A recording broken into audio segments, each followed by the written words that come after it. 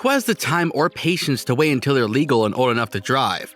After playing so many video games and just practicing here and there, teenagers get ready to drive way before they turn 18. However, because of legal restrictions, driving for teenagers before they're legal can result in some serious legal problems, but not anymore. In today's video, we're going to tell you 5 ways by which you can drive a car without getting in trouble with the police. So without further ado, let's get started.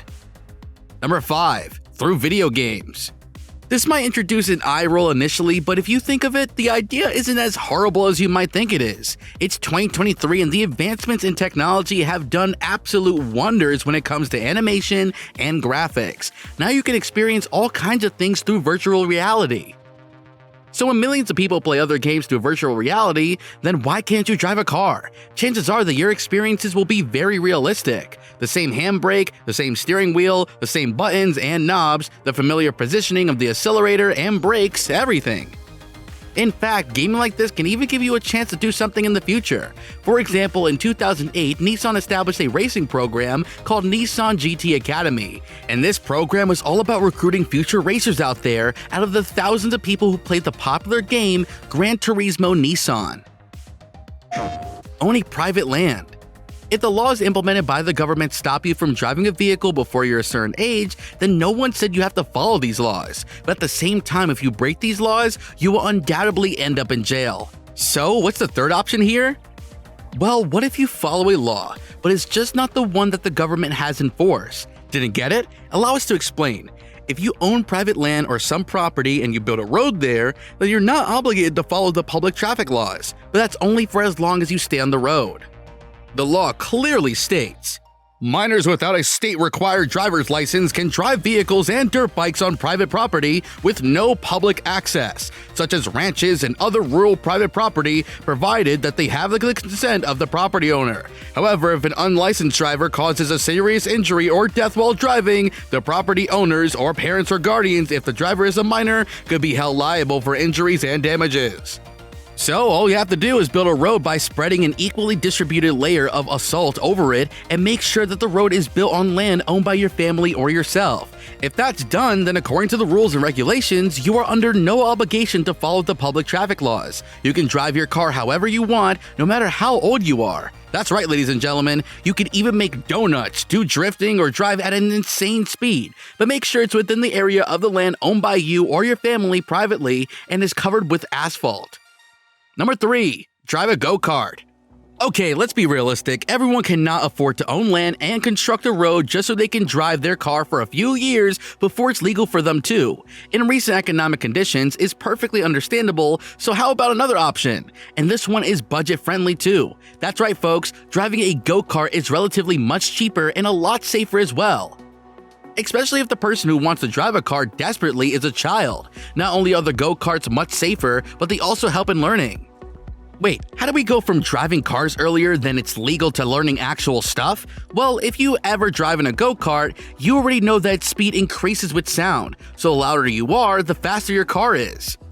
This gives the child a basic sense of the driving dynamics, self-control, and better motor skills. And before you try to laugh it off or make the mistake of not trying to take the suggestion seriously, don't forget that one of the best F1 drivers to ever exist, Lewis Hamilton, started his driving career by learning how to drive on a go-kart. The F1 champion mentioned in a documentary, "We started racing for fun. We didn't have a lot of money, so we were really lucky to have people helping us by giving us free tries and fuel. It was a struggle, but the whole journey was just to keep racing each weekend.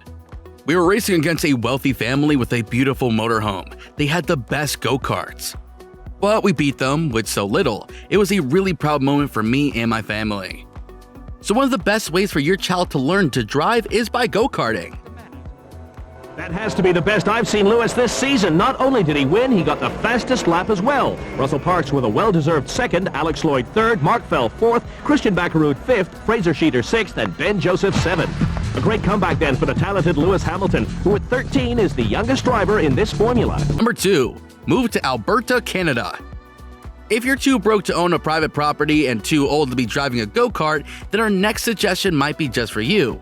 And that is, you might want to consider moving to Alberta, Canada. Unlike several other countries, Alberta doesn't have strict laws regarding driving and allows people younger than 16 to drive their own vehicles.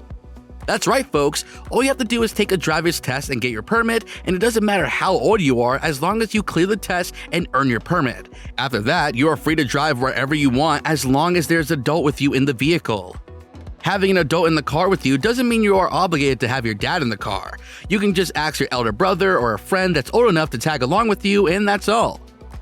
But there are a few things you must be careful about before you even think of driving in Alberta. For starters, we already know that it's part of West Canada, but you might be underestimating the temperature drop. To have a fair idea of how cold it can be there, keep in mind that the lowest temperature that has ever been recorded in the region was -61.1 degrees Celsius, and you might be able to survive the cold, but driving into the snow is definitely not for amateurs. One wrong turn, and the entire car might flip like a plastic toy in seconds. One of the best things you can do if you plan to drive in a snowy area is to drive and accelerate as slowly as possible because there isn't a lot of friction between the tires and the snow-covered ground. Number 1. Move to France. Not a fan of the cold? Gotcha. Don't want to drive on a go-kart? Noted. Can't afford private property? Understandable. Not into video games either?